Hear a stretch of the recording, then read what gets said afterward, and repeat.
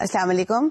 In today's session, we are going to discuss the case study on the comparative development between Pakistan and Bangladesh. In this case study, it is a very interesting case study, and in this case study, they have provided the comparison between the overall development process in Pakistan and the overall development process in Bangladesh since Bangladesh came into being, that is in 1971. So you will find the case study in the handout that will be provided to you. So in this case study, you will see a comparison has been made in terms of various aspects. Firstly, it gives you a very nice comparative analysis in terms of a very dynamic variable on which we evaluate the performance of the development process of the two countries, and that is called the poverty. So we know that Pakistan and Bangladesh were just one country before 1971. They got a split due to certain reasons in 1971, and they become, instead of East Pakistan and West Pakistan, they became Pakistan and Bangladesh. The distance spans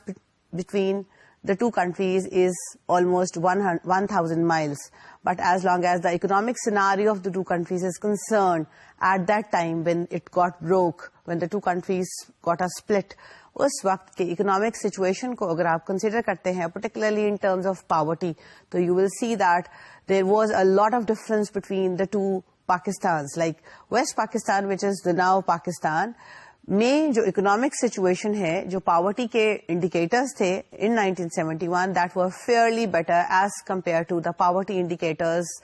in the East Pakistan, which is now called Bangladesh. So as long as the extent of poverty in Bangladesh or East Pakistan before 1971 or in 1971 is concerned, the situation was very, very pathetic. بہت زیادہ برے حالات ہیں ہمیں نظر آتے ہیں جب ہم 1971 یا اس کے پہلے ایسٹ پاکستان میں دیکھتے ہیں, and probably due to certain experts یہی وجہ تھی جس کی وجہ سے دو کنٹریز کے بیچ میں سپلٹ آیا, کہ ان کو لگتا تھا کہ جو ڈسٹریبیوشن آف ویلتھ ہے, اور چونکہ انکلینیشن آف پاور یا concentration of power is more in West Pakistan, جو ابھی پاکستان ہے, اور ایسٹ پاکستان کے اندر جو کانسنٹریشن آف پاور ہے وہ نہیں ہے, جس کی وجہ سے جو ڈسٹریبیوشن آف ویلتھ ہے that was not equally divided between the two parts of Pakistan, and that was considered to be one of the major reasons that caused this split. But as if you look at the various indicators that give you an idea about the poverty, they show that اس وقت 1971 سے پہلے بعد میں اس دوران آپ کو دیکھنے کو ملتا ہے کہ بنگلہ دیش کے اندر پاورٹی کے جو بھی انڈیکیٹرز ہیں, جیسے ہم ہیڈ کاؤنٹ ریشو لیتے ہیں $1 کے اوپر, $1.25, $2, پاورٹی گیپ کو اگر آپ انڈیکیٹر لیتے ہیں اس کے اوپر بھی آپ کو پاورٹی کی ایکسٹینٹ کافی زیادہ ڈیپلی نظر آتی ہے ایسٹ پاکستان میں, یعنی کہ بنگلہ دیش میں. Similarly if you compare the same in terms of education and literacy, تو تبھی بھی وہاں پاکستان میں جو ویسٹ پاکستان تھا اس میں اوور آل صورتحال تھوڑی سی بہتر تھی 1971 میں, as long as education is concerned and literacy is concerned. So literacy ratios were better. آپ کو دیکھنے کو ملے گا exact values that are given in the handout. Similarly, educational جو attainment ہے, enrollment ratio تھا, that was fairly better in West Pakistan as compared to East Pakistan. Similarly, if you consider the health sector of the two countries, again during the time when the two countries got separated from each other, وہاں پھر health کے indicators یا health کا performance یا health sector کا performance was relatively better in Pakistan and was not that better in Bangladesh. But over the last so many years we see that اگر آپ وہی والے انڈیکیٹرز کو دوبارہ اٹھائے, پاورٹی کو, ایجوکیشن لٹریسی کو یا ہیلتھ کو, تو آپ کو کافی سگنیفیکنٹ امپروومنٹ دیکھنے کو ملتا ہے کہ ان کے جو پاورٹی انڈیکیٹرز ہیں وہ کافی امپروو کر گئے ہیں, اور وہاں پاکستان کی نسبت پاورٹی کافی کم دیکھنے کو مل رہی ہے ہمیں. سملرلی جو آپ کے ایجوکیشن اور لٹریسی کے انڈیکیٹرز ہیں, جو اسٹوڈنٹ انرولمنٹ ریشو لیتے ہیں ہم, یا پرائمری لیول کے اوپر انرولمنٹ ریشو لیتے ہیں, اور سملرلی ہیلتھ سیکٹر کی اگر آپ لائف ایکسپیکٹینسی دیکھیں تو اس میں بھی آپ کو کافی امپروومنٹس دیکھنے کو ملتے ہیں in terms of in the context of Bangladesh, as if you compare between these indicators for these two countries, Pakistan and Bangladesh. The next important thing which I am going to discuss with you is that پرانے زمانے میں اگر آپ بنگلہ دیش کے human development index کی values کو دیکھیں گے اور پاکستان کے HDI کی ویلیو کو دیکھیں گے تو وہاں بھی آپ کو دیکھنے کو ملے گا کہ پاکستان کے HDI کے ویلیوز پرانے وقت میں کافی بہتر تھے if you compare those statistics with Bangladesh کے statistics. But now they have worked on this as well. اور ایز وی ڈسکسڈ ارلیئر کہ ہیومن ڈیولپمنٹ انڈیکس 3 چیزوں پہ بیس کرتی ہے. One is the life expectancy, the other is the enrolment یعنی کہ جو ایجوکیشن کی ایسپیکٹ کو کوانٹیفائی کرتی ہے, اور تیسرا انکم. سو یہ تینوں چیزوں میں دے ہیو considerably improved over time, which indicates that over the last few years Bangladesh نے ڈفرنٹ اینڈس کے اوپر, ڈفرنٹ ہیڈس کے اوپر کافی امپروو کیا ہے, اور اس میں آپ کو ہیومن ڈیولپمنٹ انڈیکس کی ویلیو بھی کافی سگنیفیکنٹلی امپروو دیکھنے کو ملتی ہے. اور if you look at the values you will see کہ بنگلہ دیش کی ویلیو کافی, جو انہوں نے پروجیکشنز لگائے تھے, فور کاسٹنگ کی تھی ایکسپرٹس نے کہ اگلے 5 سال میں ان کے ویلیو یہاں پہنچیں گے, اس سے بھی کافی اوپر کی ویلیو دیکھنے کو ملتی ہے آپ کو HDI کی فور بنگلہ دیش, جو لیٹسٹ آپ کو اسٹیٹسٹکس آپ دیکھیں گے. اور سملرلی اگر آپ پاکستان کے اسٹیٹسٹکس دیکھتے ہیں تو جو بھی پروجیکشنز لگے تھے پچھلے 20 سال کے ٹرینڈ دیکھ کے ابھی پاکستان کو یہاں ہونا چاہیے, پاکستان ان سے کافی پوائنٹس بلو بیٹھا ہوا ہے. سو the next thing which I am going to discuss with you, جو کہ اس کیس اسٹڈی میں مینشنڈ ہے, and that is population کی کانٹیکسٹ میں comparison between the two countries. So again ہمیں دیکھنے کو ملتا ہے کہ جب 1971 کے اسٹیٹسٹکس دیکھیں آپ پاپولیشن کے, تو بنگلہ دیش میں پاپولیشن کی ڈینسٹی, پاپولیشن کی گروتھ ریٹ دونوں کافی ہائی ہیں as compare to population density and the growth rate of population in Pakistan during 1971. But if you see the values of the population indicators for the current years, تو آپ کو کافی significantly وہاں change دیکھنے کو ملتی ہے. پاکستان میں بھی کافی امپروومنٹ ہے, but the improvement that has been attained by reducing, in order to reduce the population growth rate in Bangladesh is fairly significant as compared to Pakistan's improvement. The next thing is understanding the divergence. So the idea is that what was the reason behind this split, کہ دونوں countries ایک country تھے اور 1971 سے لے کے ابھی تک یعنی کہ تقریباً 40 سالوں کے عرصے کے دوران آپ کو دیکھنے کو مل رہا ہے کہ بنگلہ دیش کے پرفارمنس اچھا نہیں ہے شروع میں. اور اگر اب آپ پاکستان کی اور بنگلہ دیش کی کمپیرزن کریں گے اکنامک ڈیولپمنٹ کے کانٹیکسٹ میں, تو آپ کو دیکھنے کو ملے گا کہ پاکستان کی ڈیولپمنٹ کی پیس سے مینی ٹائمز زیادہ امپروو کر گئی ہے بنگلہ دیش کی ڈیولپمنٹ کا پیس. سو اس کے پیچھے جو اہم وجہ ہمیں دیکھنے کو ملتا ہے, دیٹ از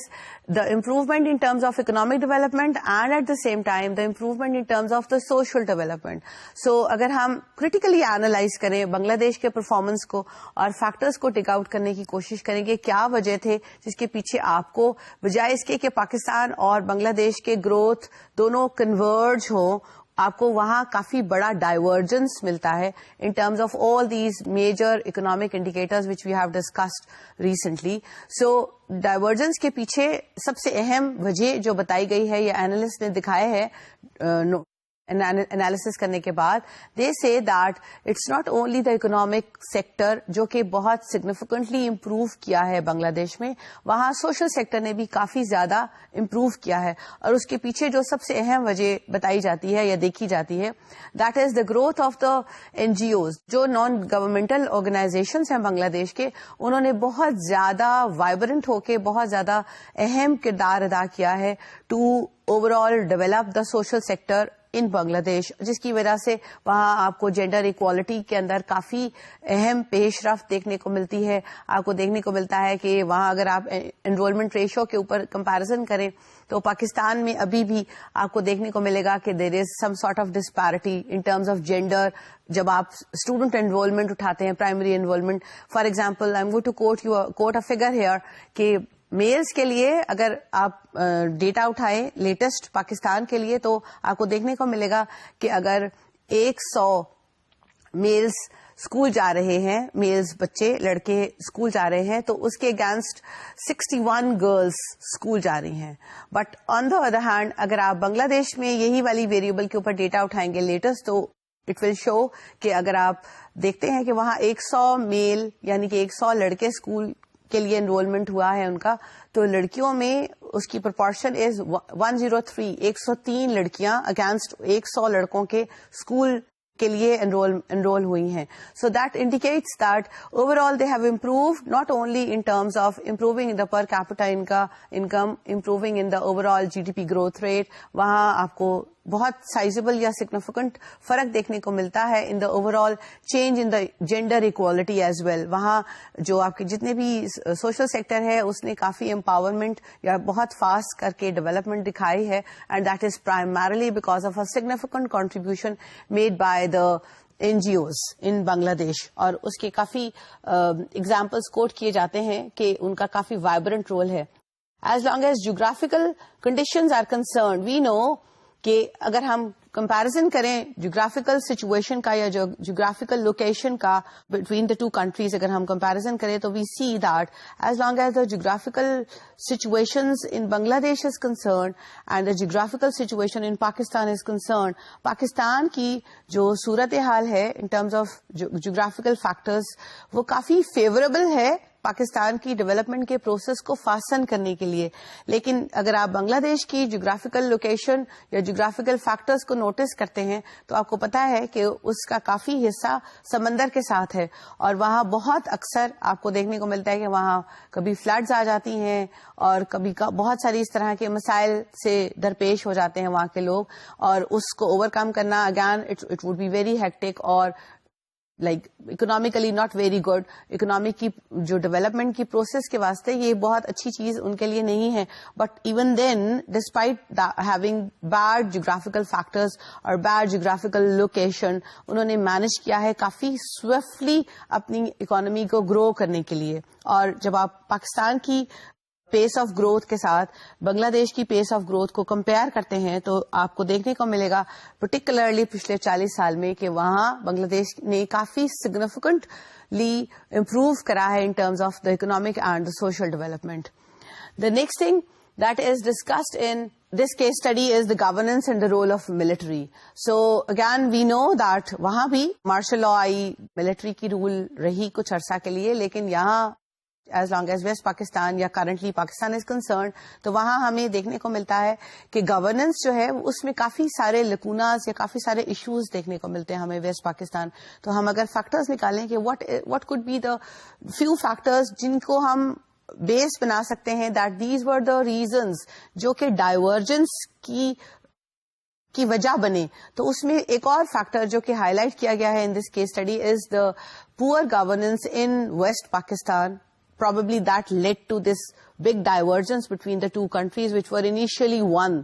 So ایک اور امپورٹنٹ اہم جو چیز آپ کو دیکھنے کو ملتی ہے that is the rule of military. So military کی رول یہاں زیادہ تر عرصہ رہی آپ کو دیکھنے کو ملتا ہے, مارشل لاز بھی رہے پاکستان میں, اور جب ہم دیکھتے ہیں بیوروکریسی کے کنٹریبیوشن کو اور ملٹری کے رول کو یا over all governance of the government in this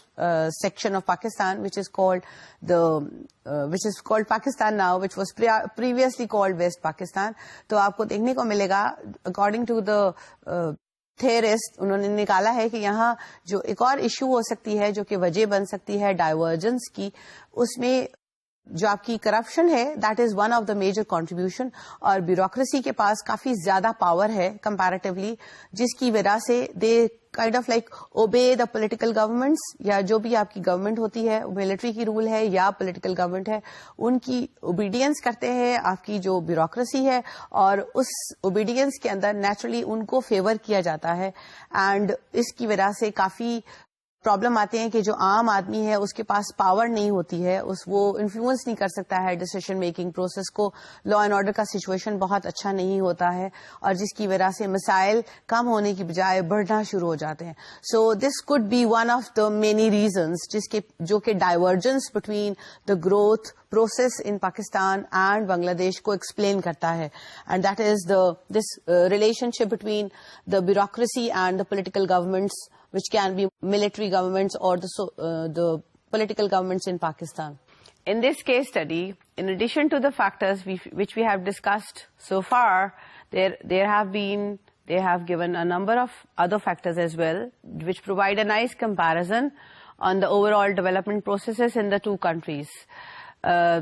And one major thing which I want to share with you or discuss with you is the elitist growth model as has been defined and identified by Ishrat Hussain. So, you know, Ishrat Hussain was the governor of State Bank in Pakistan, and he wrote a book. اور اس بک میں he has introduced this concept of elitist growth model.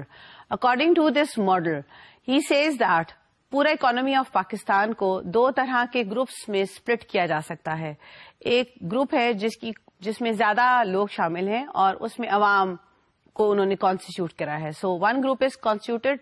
Of عوام اور ordinary people, right, and the other group is composed of smaller number of individuals. لیکن اس میں جو اس group کو title دیا گیا ہے that is the group of elite people. So according to ہم اس میں ایلیٹ لوگ شامل ہیں, اور ایلیٹ لوگ میں شامل ہیں وہ سارے کے سارے لوگ جو کہ پولیٹیکل گورنمنٹ کا حصہ بنتے ہیں اور بیوروکریسی کو انہوں نے اس میں شامل کیا ہے. So according to this particular model, جو بیوروکریسی ہے وہ فیسیلیٹیٹ کرتی ہے پولیٹیکل گورنمنٹس کو یا پولیٹیشینس کو یا سیاستدان سرکار کو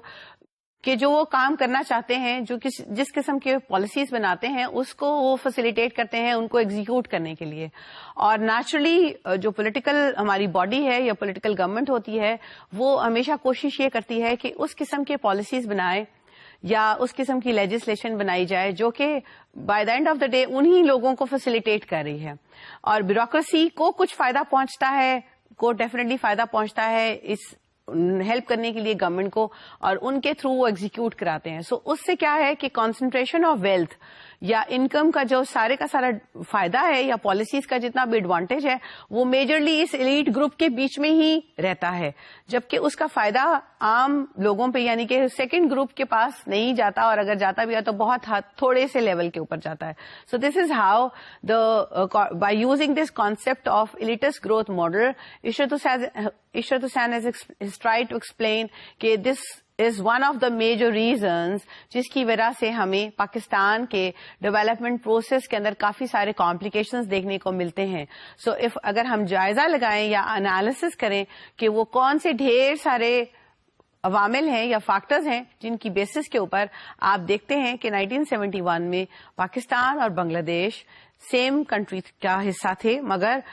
پچھلے 40 سال کے اندر اگر ہم جائزہ لیں دونوں کنٹریز کا تو وہاں آپ کو بہت زیادہ فرق دیکھنے کو ملتا ہے. بنگلہ دیش جس کو ساری دنیا غربت کی اور بھوک کی اور ہنگر کی تصویر کے طور پہ ڈپکٹ کرتی تھی کہ وہاں بہت زیادہ غربت ہے, بہت زیادہ لوگ پرابلمس کے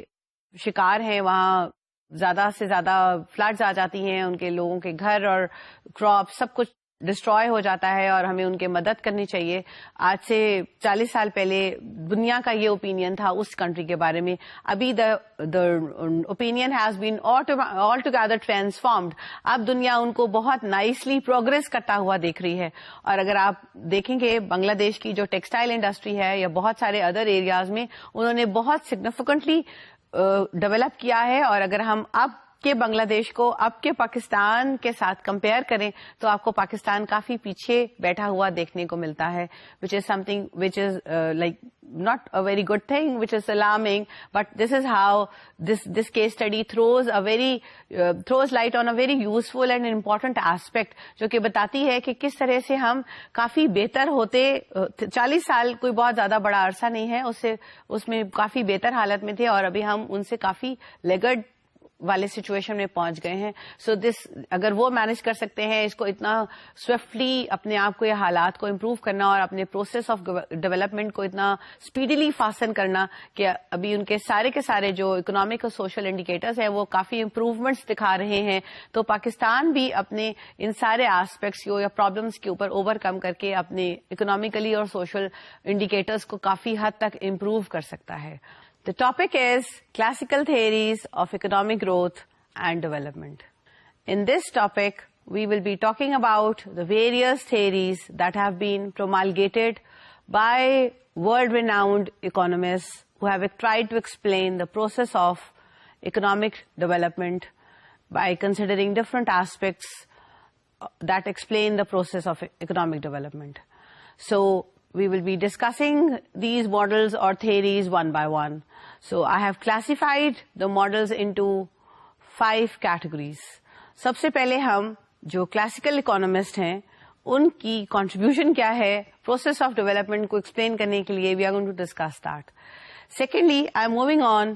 to the linear stages of development. ابھی ہم دیکھتے ہیں, میں نے جیسے آپ کو ہم نے پہلے ڈسکس کیا تھا کہ جو اکنامک ڈیولپمنٹ ہے یہ کوئی بہت نئی برانچ آف اکنامکس نہیں ہے. This got evolved particularly after World War two. So 1950s اور 1960s کے اندر کافی کنٹریبیوشن کیا گیا ان ٹرمز آف تھیریز یا ماڈلس جو کہ various aspects of this process of economic development کو ایکسپلین کرتی ہے. ان ادر ورڈس یہ سارے تھیریز ہمیں کسی نہ کسی طرح سے بتاتے ہیں کہ کیوں ہم اگر ہم اپنے ارد گرد دیکھیں تو کچھ کنٹریز ہمیں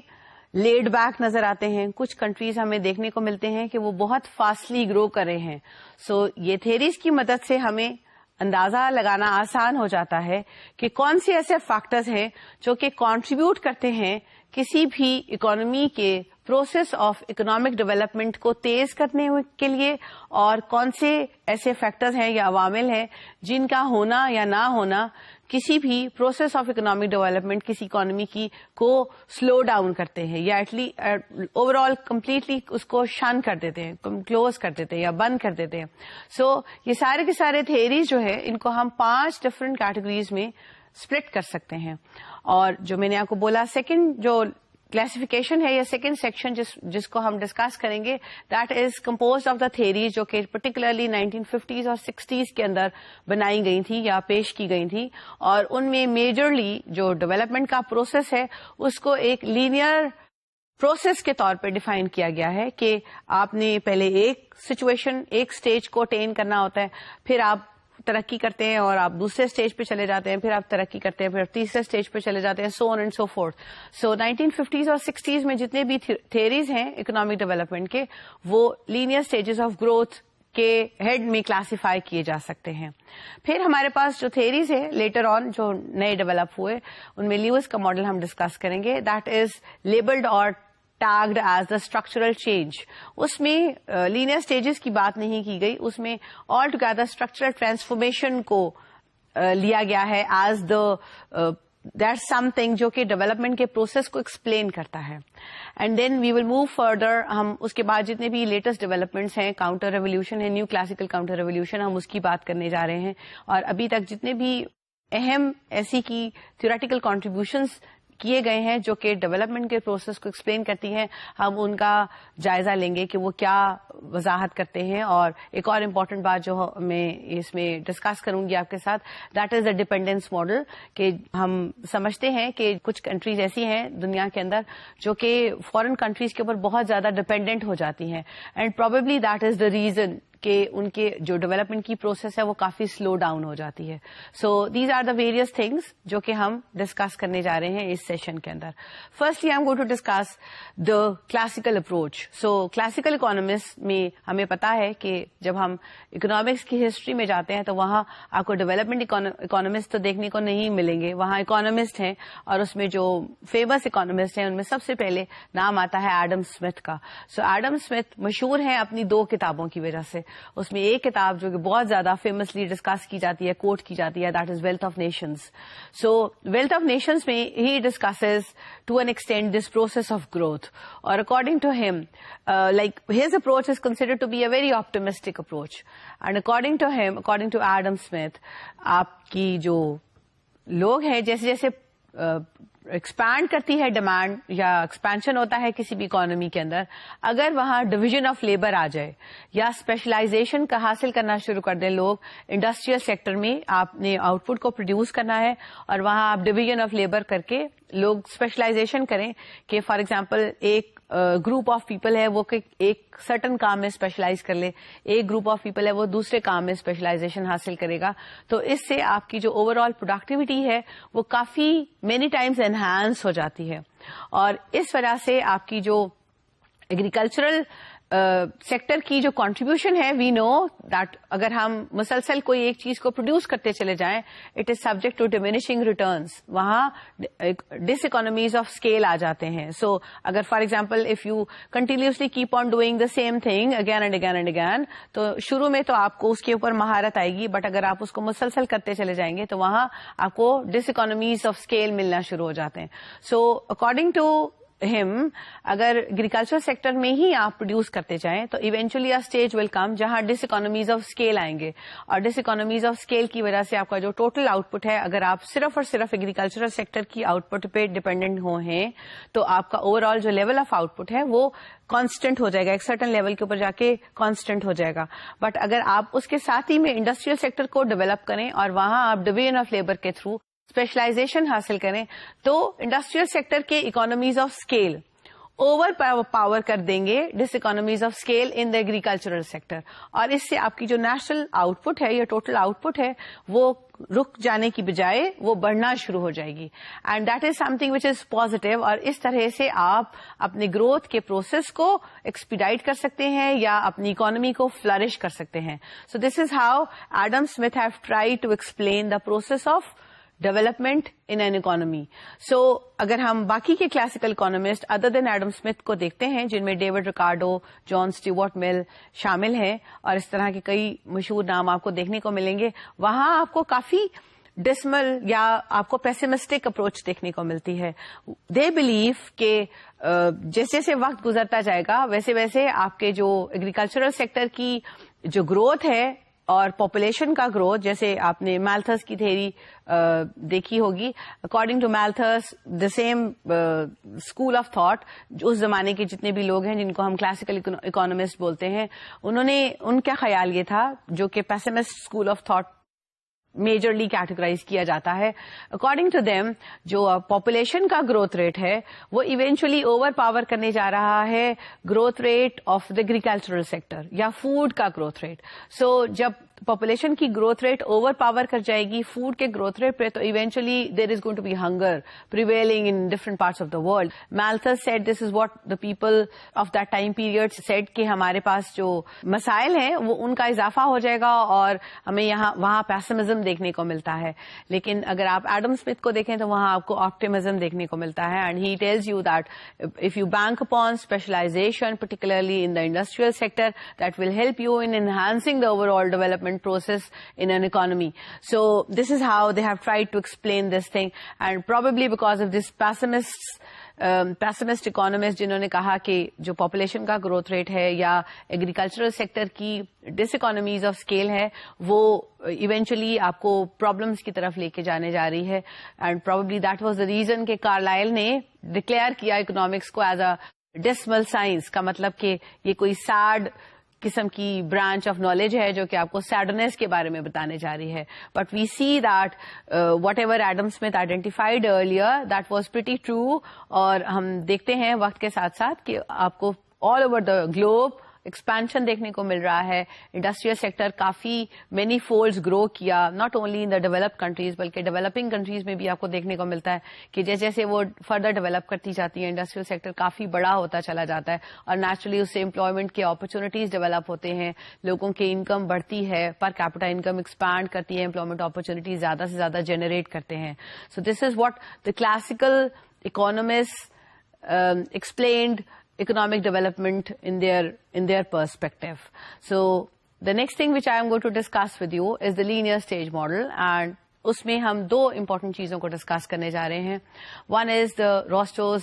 اسٹیجز آف گروتھ, اور the second thing which I am going to discuss with you is the Harrod Domar growth model. So as long as the Rostow's stages of growth are concerned, according to this American historian, he has explained the process of development in terms of 5 stages. ان کے accordingly ہم جو پورا کا پورا process of growth ہے کسی بھی اکانومی کا اس کو ہم 5 ڈفرنٹ اسٹیجز میں ایکسپلین کر سکتے ہیں, یا اکارڈنگ ٹو ہم آپ دنیا کے سارے ملکوں کو ان 5 ہیڈز میں یا اسٹیجز میں کہیں نہ کہیں کلاسیفائی کر سکتے ہیں. For example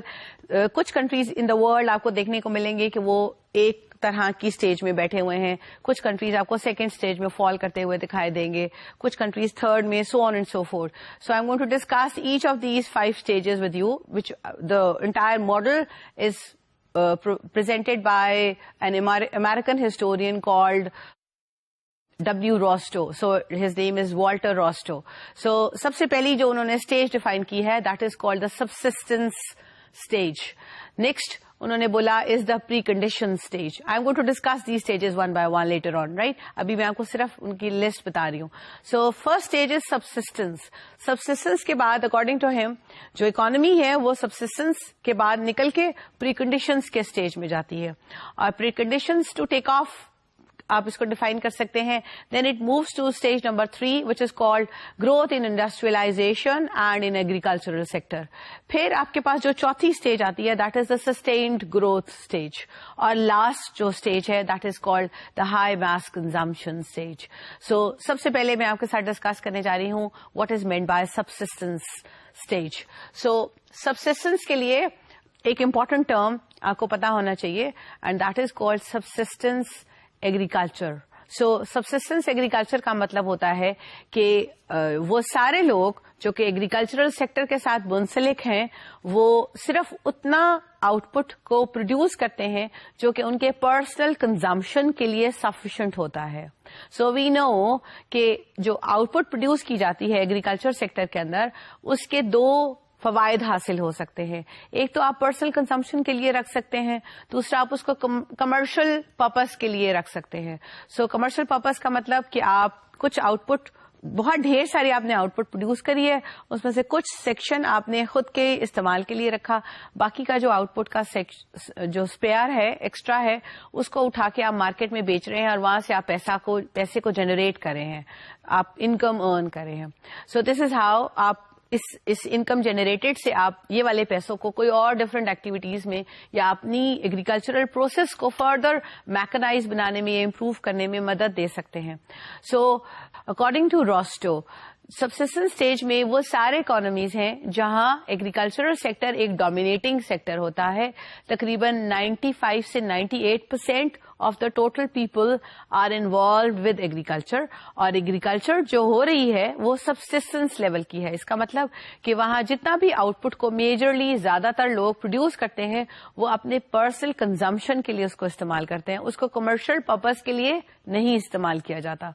so in addition, it is further explained that markets are not defined, they are not structured, they are not developed properly. Majorly they depend upon the barter system, اور جو آپ کی agriculture ہے وہ بہت زیادہ labour intensive ہے, اس میں کیپٹل انٹینسو یا مشینری کا استعمال بہت کم ہے یا نہ ہونے کے برابر ہے. تو لوگ زیادہ سے زیادہ مین پاور انوالوڈ ہے ایگریکلچرل سیکٹر سے, اور نیچرلی جو بھی وہ آؤٹ پٹ کو پروڈیوس کرتے ہیں وہ سارے کا سارا پرسنل کنزمپشن کے لیے رکھ لیتے ہیں, اس کو کمرشل پرپز کے لیے استعمال نہیں کیا جاتا. سو وی see that in the world بہت لو انکم کنٹریز میں سے بہت سارے ایسے کنٹریز ہیں جن کے میجر رورل ایریاز میں ابھی بھی آپ کو سبسسٹنس اکانومی یا subsistence stage as per definition of Rostow آپ کو دیکھنے کو ملتا ہے. فار ایگزامپل لیسوتھو کے اندر ابھی بھی کافی سارے ایسے گاؤں ہیں جن میں 86% یا 85% ٹوٹل ولیجرز جو ہے وہ ایکسکلوسیولی ایگریکلچر کے ساتھ منسلک ہے ون وے اور انادر, اور میکنائزیشن نہیں ہے وہاں, کوئی ٹریکٹر یا اس طرح کی کوئی مشینیں وغیرہ استعمال نہیں ہوتی ہیں, اور نیچرلی جب آپ مشینری کو استعمال نہیں کرتے, فرٹیلائزرز کو استعمال نہیں کرتے, ایڈوانس ٹیکنالوجی کو استعمال نہیں کرتے, تو آپ کا جو پر ایکر ییلڈ ہے ایگریکلچر کا, کراپس کا, that is always very low, اور جس کو آپ مینی ٹائمز بڑھا سکتے ہیں اگر آپ ٹیکنالوجیکل انوویشن کو ساتھ میں انکارپوریٹ کرتے ہیں. So as long as this traditional society is concerned that comes under the subsistence stage, اس میں آپ کی جو میجر جو ایکٹیویٹی ہے, economic activity, income generating activity, that is agriculture. Agriculture is highly labour intensive, اور وہ وہاں نہ ہونے کے برابر mechanization is involved. The next is once you overcome this, آپ اس کے ٹریڈیشنل سوسائٹی میں بیٹھے ہوئے ہیں اور کچھ لوگ according to the model اس قابل ہیں کہ وہ کچھ سیونگ کے لیے مینج کر لیتے ہیں یا کچھ حصہ اپنا آؤٹ پٹ کا کمرشل کر لیتے ہیں اور اس سے وہ کوئی ریونیوز جنریٹ کرتے ہیں, اور maybe they can use this generated revenue in like to invest in expanding whatever they are producing at a certain stage, یا کوئی بھی اور قسم کی ایکٹیویٹیز سے, یا ہو سکتا ہے کہ وہ کوئی انڈسٹریل سیٹ اپ لگا لیں یا کوئی دکان یا کارخانہ یا کوئی چھوٹی سی کوئی فیکٹری بنا لیں اس پیسوں سے جو کہ انہوں نے ارن کرے ہیں. تو that will help the economy to move from stage number 1 to stage number 2. So stage number 2 is labeled as the preconditions stage. So preconditions میں according to the model جو capital کا استعمال ہے agricultural sector میں وہ بڑھ جاتا ہے. So اگر ہم پاکستان کے context میں دیکھیں تو this particular thing initiative was initiated by the government in Pakistan in 1950s. جو جنرل ایوب کے زمانے میں آپ کو دیکھنے کو ملے گا کہ وہاں گرین ریولیوشن کی پرنسپل کو امپلیمنٹ کیا گیا تھا اور لوگوں کو بہت زیادہ بڑے لیول کے اوپر اویئرنیس جنریٹ کیا گیا تھا, لوگوں کو بہت زیادہ کریڈٹ دیا گیا تھا, ایزی ٹرمز اینڈ کنڈیشنز کے اوپر ان کو ٹیوب ویل اور ٹریکٹر خریدنے کے لیے انفارمیشن بھی دی گئی تھی, فیسلٹیز بھی دیے گئے تھے, اور اس سے ہمیں دیکھنے کو ملتا ہے کہ پاکستان میں ایک we call it as a period of golden age یا گولڈن ڈیکیڈ, جس میں آپ نے وہ 10 سال 1950 سے لے کے 1960 تک پاکستان میں بہت زیادہ اچھا والا فلرش کیا. کہ اس کے پیچھے وجہ کیا تھی میجر, کہ آپ کی ایگریکلچرل سیکٹر کو ایڈوانس فیسلٹیز پرووائڈ کیے گئے, ان کو مشینری دی گئی, ان کو اکوپمنٹ دیا گیا, ان کو نو ہاؤ دی گئی, جس کی مدد سے انہوں نے اپنا جو پر ایکر ییلڈ تھا اس کو مینی ٹائمز انکریز کرنے کے لیے جدوجہد کی, and they manage to increase it considerably. So as long as this stage number 2 is concerned which is called the precondition stage, preconditions to take off. So اس میں ہم دیکھتے ہیں کہ ایگریکلچر سیکٹر کے اندر capital کا استعمال بڑھ جاتا ہے, اور ساتھ ہی میں دیکھا جاتا ہے کیونکہ ایکسپانڈ ہو رہی ہے ایگریکلچر سیکٹر, اور اس کے دیکھا جاتا ہے کہ ایکسٹرنل فنڈنگ کی ضرورت پیش ہونا شروع ہو جاتی ہے, اور نیچرلی آپ کو کوئی ایسے ڈونر ایجنسیز یا بینکس چاہیے ہوتے ہیں جو کہ آپ کو فنڈ کرتے ہیں تاکہ آپ مشینری کو خریدیں یا اکوپمنٹ کو خریدیں, ٹریکٹرز کو خریدیں, ٹیوب ویل لگائیں, جس سے آپ کا جو پر ایکر ییلڈ ہے یا پروڈکٹیوٹی ہے ایگریکلچر سیکٹر کا وہ انہانس ہو جائے. اور نیچرلی جب آپ سرپلس انکم ارن کرنا شروع کر دیتے ہیں, that helps you in investing further. یا تو آپ اپنی ایگریکلچر سیکٹر کو فردر فلرش کرنے میں کنٹریبیوٹ کرتے ہیں اس ایڈیشنل منی کو, یا آپ انڈسٹریل سیکٹر میں موو کر جاتے ہیں. Some of the people start investing in the industrial sector. So that slowly takes you from the agriculture sector to the industrial sector. So آپ کو gradually آپ کو دیکھنے کو ملے گا اسٹیج نمبر 2 میں انڈسٹریل سیکٹر بہت ویک ہے, ایگریکلچرل سیکٹر ریلیٹیولی اسٹرانگر ہے, مگر جیسے جیسے آپ زیادہ پیسہ لوگ کمائیں گے اس میں دیکھیں گے کہ انڈسٹریل سیکٹر کے اندر ہمیں پروفٹ مارجن زیادہ مل رہی ہے, یا وہاں زیادہ امپلائمنٹ اپرچونیٹیز جنریٹ ہو سکتے ہیں, یا وہاں زیادہ میکنائز قسم کا سسٹم ہے. So they start diverting from the agriculture sector to the industrial sector. And sometimes we see that governments also help people in channeling their money from agriculture sector towards industrial sector, because we know industrial sector میں آپ کا profit margin many times زیادہ ہوتا ہے, although agriculture sector کے ساتھ آپ کا food security linked up ہے, but at the same time آپ جیسے ہم نے ڈسکس کیا تھا characteristics of the developing countries, we know کہ ڈیولپنگ کنٹریز میں جو ایک میجر اہم کیریکٹرسٹک ہے دیٹ از کہ ہمارے جو ایکسپورٹس ہوتے ہیں وہ پرائمری گڈس پہ بیسڈ کرتے ہیں اور مینوفیکچرڈ آئٹمس کے اوپر بیس نہیں کرتے, اور مینوفیکچرڈ آئٹمس کی جو شیلف لائف ہے that is many times longer as compare to agricultural یا پرائمری گڈس اگر وہ ایکسپورٹ کر رہے ہیں, پلس آپ کا پروفٹ مارجن وہ نہیں ہے, پلس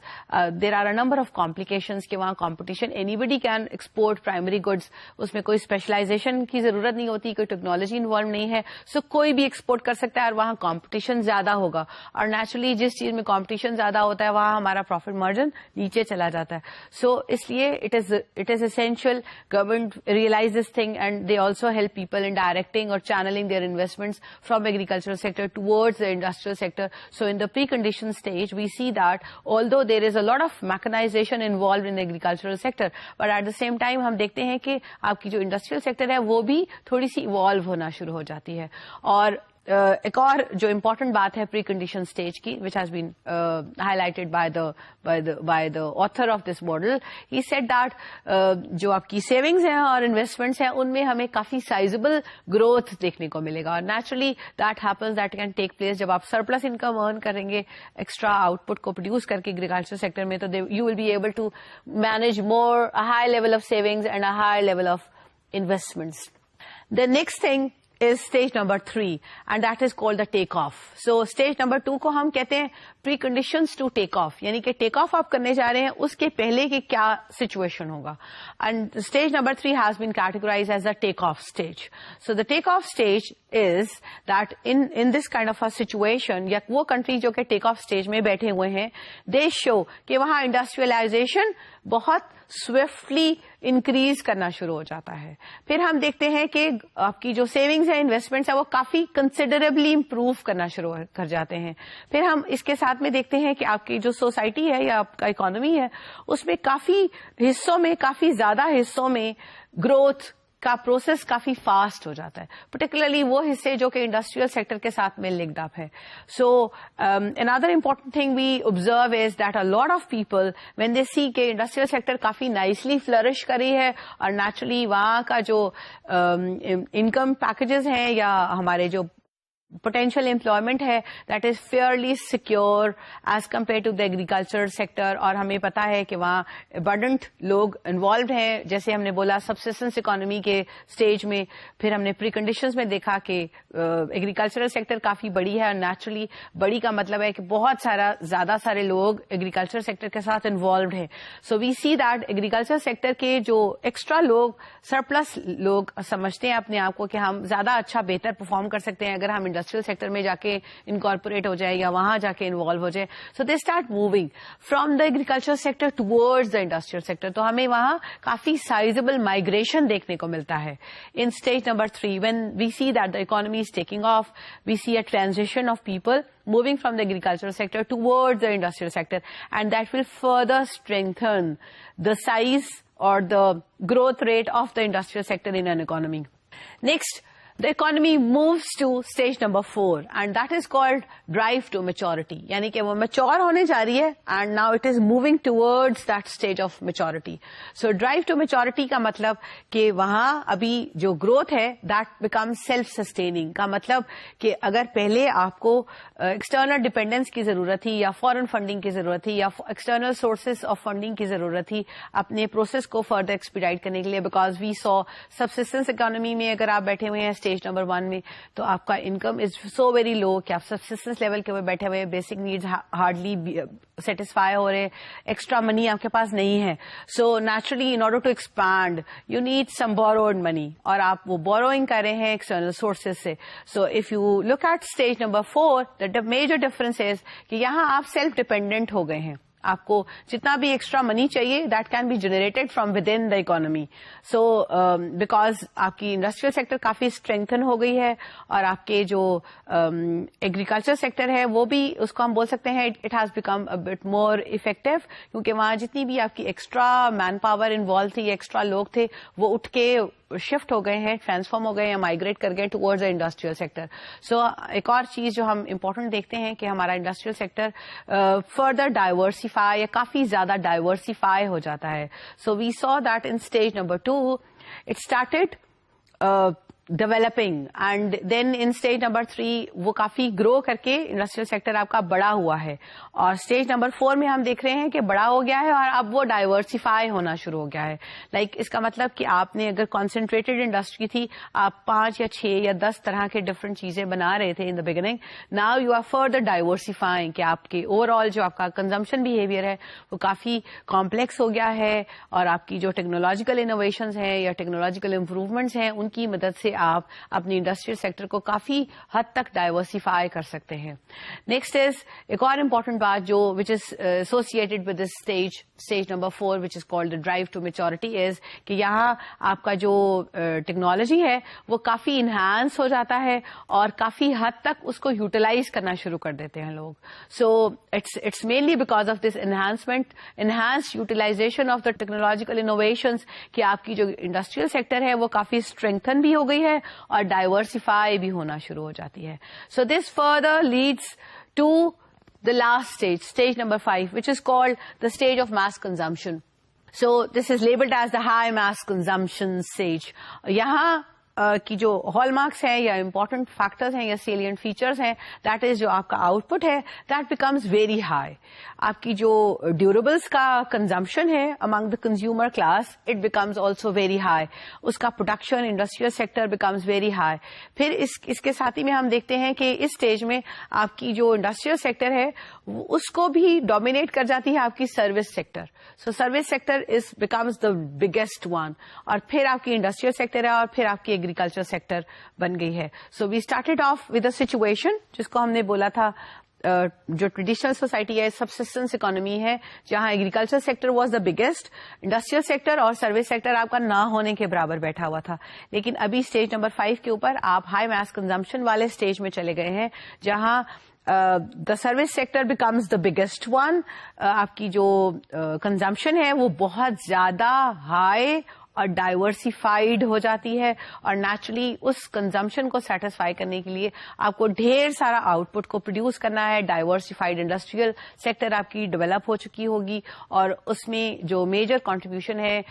کنزمپشن کے اندر وہ ڈیوریبلس کے اوپر وہ بہت زیادہ پیسہ خرچ کرنا شروع کر دیتے ہیں. And that further helps in improving their industrial sectors. وہاں ٹیکنالوجیکل ایڈوانسمنٹس کا جو پیس ہے وہ کافی فردر بڑھتا چلا جاتا ہے, اور چونکہ لوگوں کے پاس انکم کافی زیادہ ہے اس لیے وہ زیادہ سیو کرتے ہیں, زیادہ انویسٹمنٹ کرتے ہیں, اور نیچرلی جب زیادہ انویسٹ کریں گے تو آپ کی جو انڈسٹریل سیکٹر ہے یا جو بھی آپ کی اکنامک ایکٹیویٹی ہے وہ فردر انہانس ہوتی ہے. So this is how Rostow has explained by using this linear stage model the process of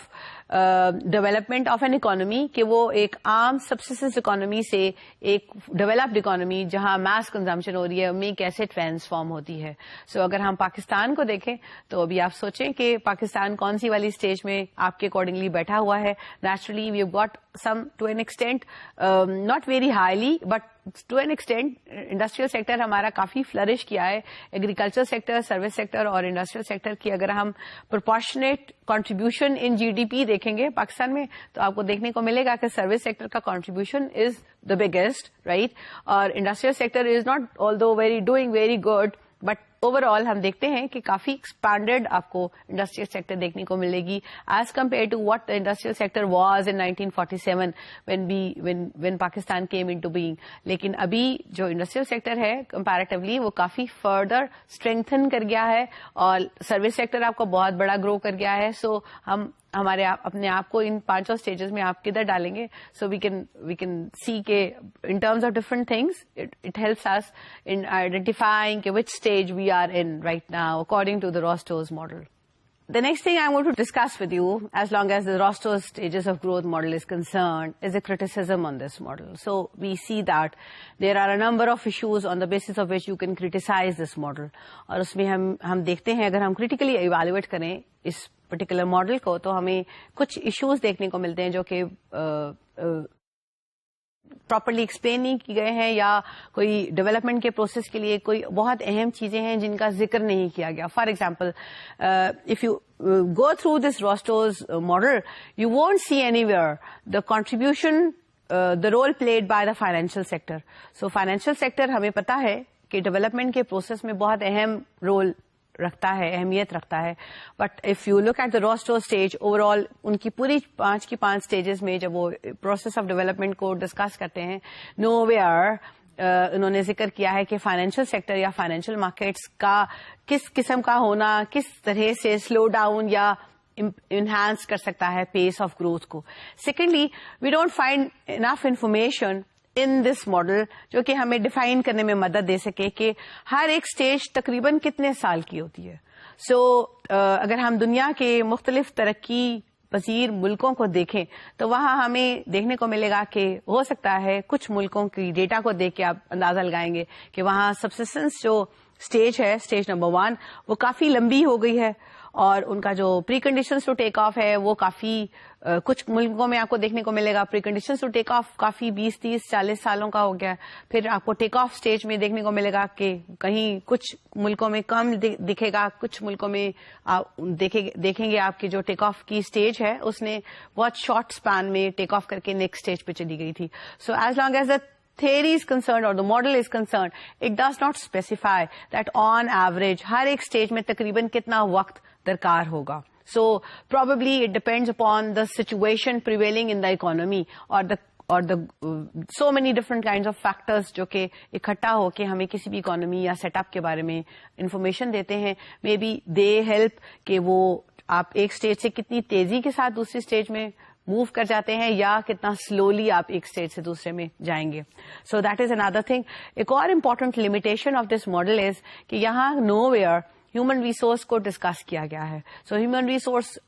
we know human resource plays a very significant role in enhancing the overall process of development. So this model does not take into account explicitly the contribution made by the human resource in order to expedite or slow down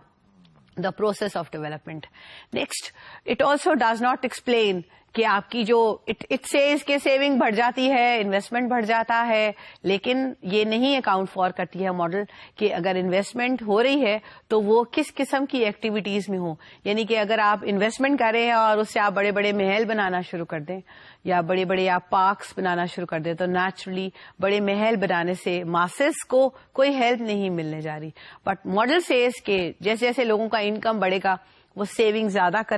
کرنا manage کریں گے اور پھر اس saving کی مدد سے وہ زیادہ ہائی لیول آف انویسٹمنٹ کرتے ہیں. سو انویسٹمنٹ ڈیولپمنٹل ایکسپینڈیچر پہ ہونے جا رہی ہے, ڈیولپمنٹ ہیڈس پہ ہونے جا رہی ہے یا نان ڈیولپمنٹ ہیڈس پہ ہونے جا رہی ہے, یہ ایکسپلین نہیں کرتی ہے. So these are the various issues that we C